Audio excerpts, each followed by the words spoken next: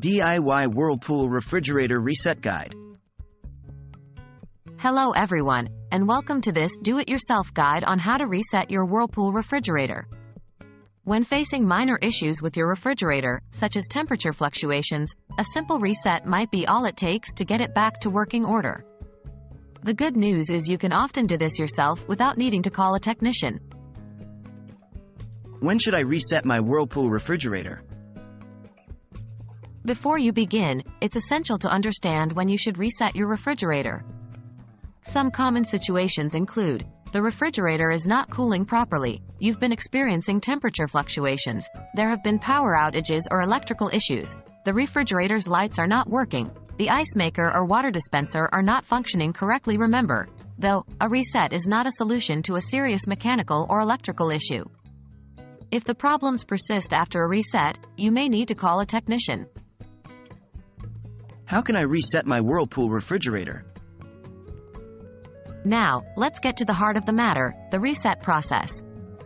This procedure may vary slightly depending on your refrigerator model, but the general steps are as follows. 1.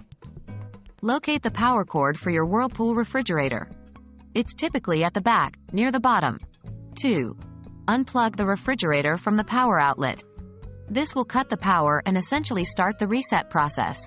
3. Wait for about 10 to 20 minutes. This pause allows the refrigerator's internal systems to fully reset. 4. Plug the refrigerator back into the power outlet. Your refrigerator should now be reset and ready to function correctly. What should I do if the reset doesn't work?